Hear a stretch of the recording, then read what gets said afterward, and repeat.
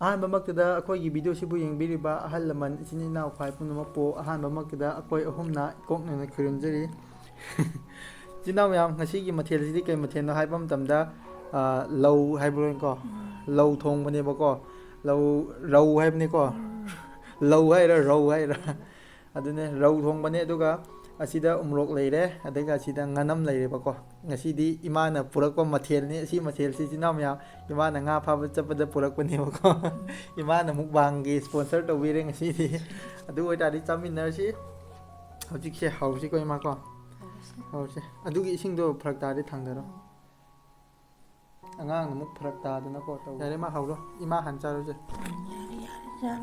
ꯆꯥꯔꯣ ꯍꯥꯟꯅꯅ ꯏꯟꯁꯥꯡ ꯃꯍꯤ ꯍꯩꯌꯨ ꯀꯩꯅꯣ ꯁꯤꯗ ꯑꯗꯨꯝ ꯂꯧꯔꯁꯨ ꯌꯥꯏ ꯑꯃ ꯍꯦꯛꯇ ꯂꯧ ꯃꯔꯨ ꯌꯥꯎꯅꯤꯀꯣ ꯌꯦꯡꯉꯣ ꯇꯣꯏꯅ ꯊꯣꯡꯗꯕꯅꯤꯅ ꯃꯔꯨꯗꯤ ꯌꯥꯎꯔꯣꯏ ꯍꯧꯔꯣ ꯑꯃ ꯆꯥꯅꯤꯡꯕꯅ ꯇꯤꯡ ꯀ꯭ꯔꯣꯛ ꯀ꯭ꯔꯣꯛ ꯀ꯭ꯔꯣꯛ ꯈꯣꯠꯂꯕꯅꯤꯀꯣ ꯍꯥꯎꯕ꯭ꯔꯥꯅꯦ ꯆꯥꯅꯤꯡꯕꯅ ꯇꯤꯟ ꯀ꯭ꯔꯣꯛ ꯀ꯭ꯔꯣꯛ ꯈꯣꯠꯂꯕꯅꯦ ꯌꯥꯝ ꯍꯥꯎꯗꯣꯏ ꯖꯥꯠꯅꯤ ꯏꯆꯤꯟ ꯏꯅꯥꯎ ꯃꯌꯥꯝ ꯉꯁꯤ ꯃꯊꯦꯜꯁꯤꯗꯤ ꯌꯥꯝ ꯌꯥꯝ ꯆꯥꯎ ꯏꯃꯥ ꯑꯗꯨꯃꯥꯏꯅ ꯇꯧꯒꯅꯨ ꯇꯨ ꯑꯗꯨꯃꯥꯏꯅ ꯇꯧꯒꯅꯨ ꯇꯨ ꯁꯨꯃꯥꯏꯅ ꯇꯧ ꯍꯥꯏꯕꯗꯨ ꯁꯨꯃꯥꯏꯅꯁꯨ ꯌꯦꯡꯉꯣ ꯑꯩꯉꯣꯟꯗ ꯌꯦꯡꯉꯨ ꯇꯨ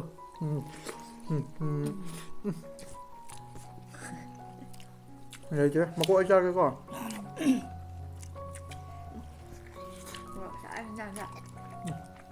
ꯍꯥꯎꯍꯦ ꯁꯤꯁꯦ ꯍꯥꯎꯋꯦ ꯍꯥꯎꯋꯦ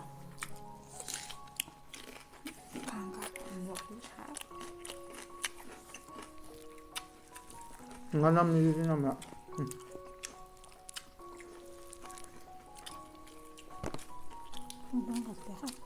ꯍꯥꯎꯋꯦ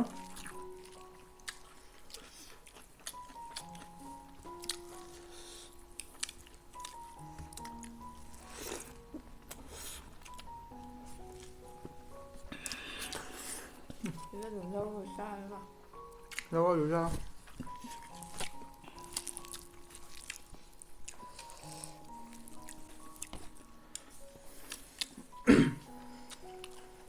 ngắn lắm rồi sao quá quỳ mang là phải nha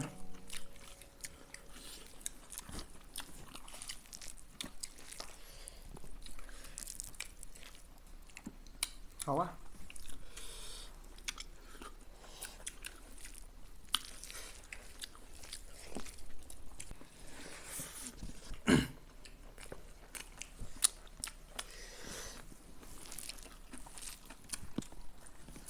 là gì mà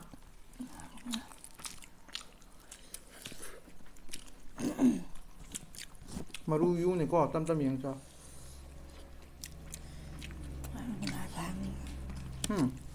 Hôm cái cầu lấy cho mà mày nát tụi bác sĩ lấy gì sao anh ngài cứ sao mà aduh kan ya matuang sila lấy cái nhưng khảo rồi mình tốt đi hả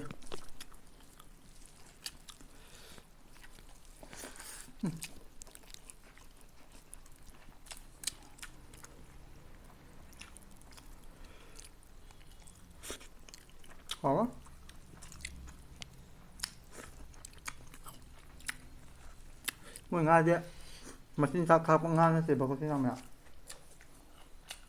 nên đấy phải lấy vào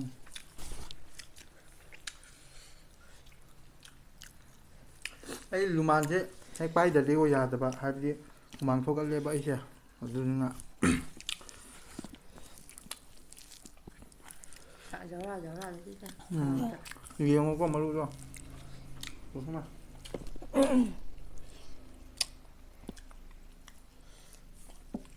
ꯅꯁꯥꯗꯣ ꯐ꯭ꯔꯤꯗ ꯐꯝꯃ ꯆꯥꯎ ꯑꯩ ꯁꯨꯃꯥꯏꯅ ꯆꯠꯊꯣꯛꯀꯦ ꯐ꯭ꯔꯤꯗ ꯐꯝꯃꯒ ꯐꯖꯅ ꯁꯨꯃꯥꯏꯅ ꯇꯧꯔ ꯆꯥꯎ ꯑꯃ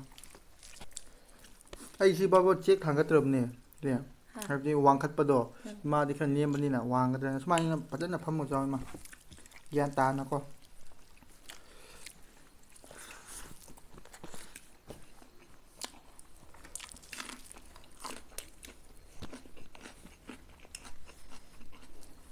ꯍꯥꯎꯋꯦ ꯉꯥꯁꯨꯀꯣ ꯃꯍꯥꯎ ꯊꯣꯛꯑꯦꯕ ꯉꯥꯁꯦ 이건 강한가?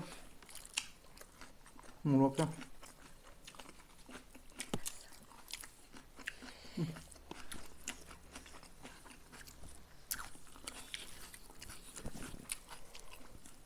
사야 그냥. 잘. 나도.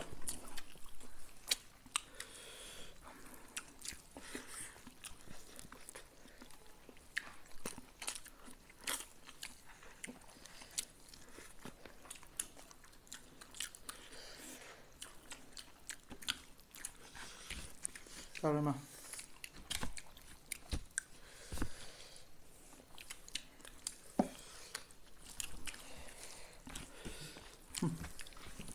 많이 잡네. 잘해. 그래.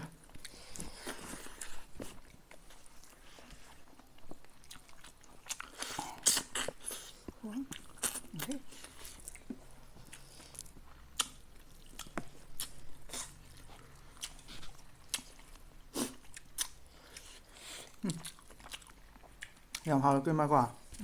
잘해. Mai nè. Cá min làm sao? Cái khăn cái năng hoa khăn đã. Nó ra khôi gần nó ra cái nó màu của. Mai này cá min làm bắp hồng sẽ cái khăn cái bạn.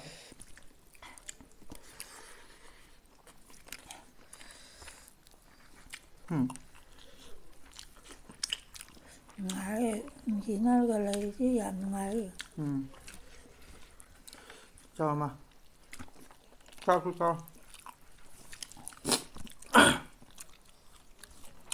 Jadi ada imasu nomor semai kami nak usi ko.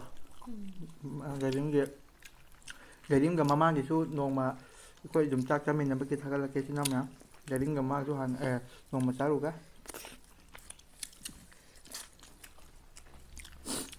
Aju ju makon yam tap pa ni ne. Ima ko ima daw na ko. Mi to. Tap mà ra. Mana ba sing thing nai habdo. Khang mà ngầm được cho con. Mana ba sing thing na min nai habdo du ne ba. Đâu che.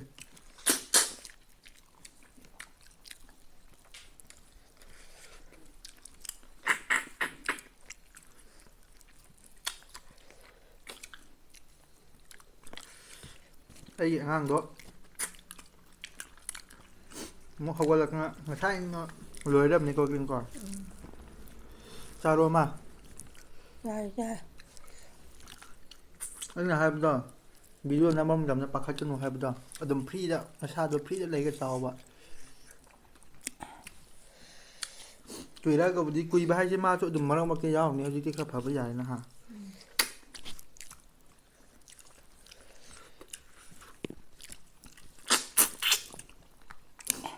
cả bạc hết gần mà đôi ma chứ hay đi à xem mà đấy cả phải là cái nó tàu mà tầm đó cả hai cái kia này là có cái anh đúng rồi đấy bạn làm sao ima sẽ làm ông xí ấy xin nào mày làm rồi ima mày làm rồi lỗi nó mang ông xí nó làm nên qua đủ rồi số mỗi gì Hả? ngang là khó lấy thôi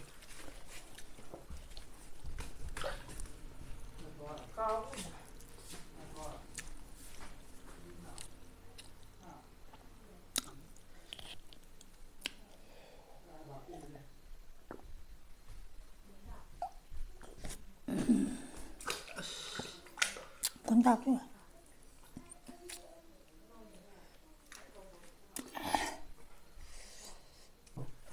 Được thôi.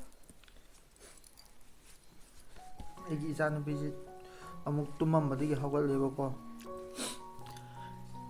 따로 마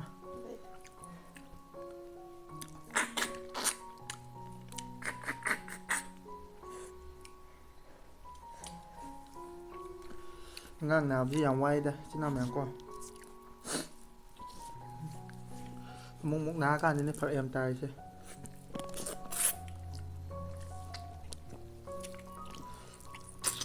Ok. Charo mà Sai. Con được.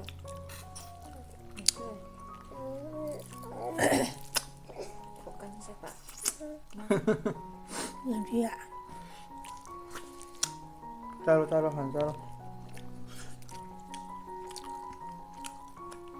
mỗi buổi ăn em một cốc xe ấy khăng này chứ là cái bữa đó ngang khăng bấm màเลยbố cô tụi mình ấy được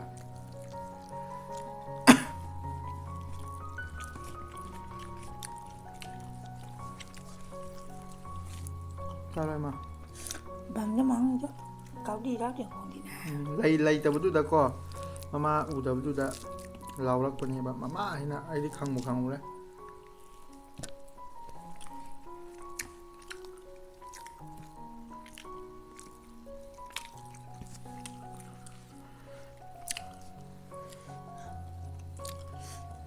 ꯆꯥꯃ ꯑꯩ ꯂꯧꯊꯣꯛꯄꯤꯒꯦ ꯃꯔꯨꯞ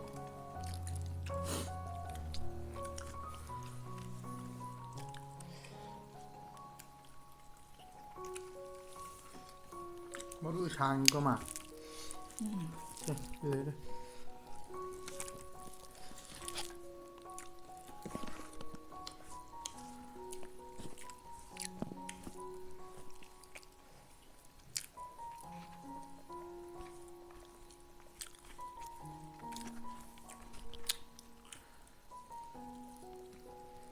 Kalau video nambah pakai nu bako ima ko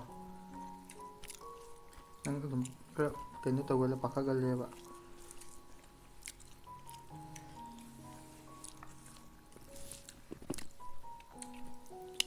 koi ma se nga chaba si kra kibne bako aduna ne maru nga kani to as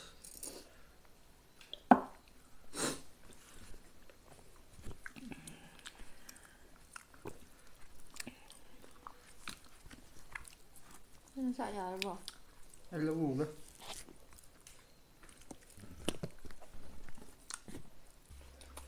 Ai chắc là lâu thì cái thứ năm nhỉ.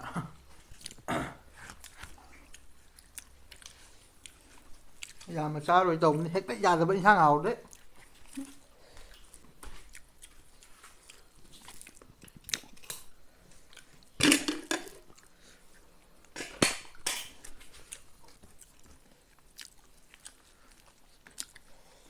đi xuống quá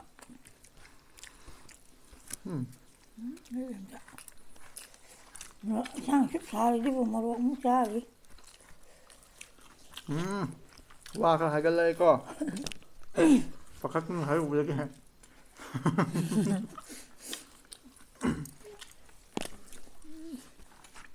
Được à?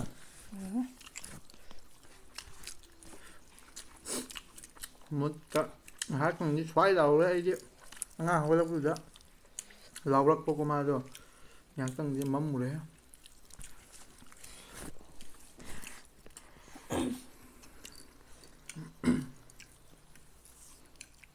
mà sao sao rồi không thì cái nhóm mình tàu đi vậy chú nè bạc khách bạc cò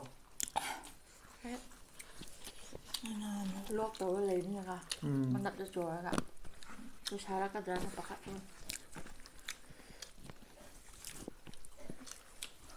ngon mà thái sao cái gì dầm đó quay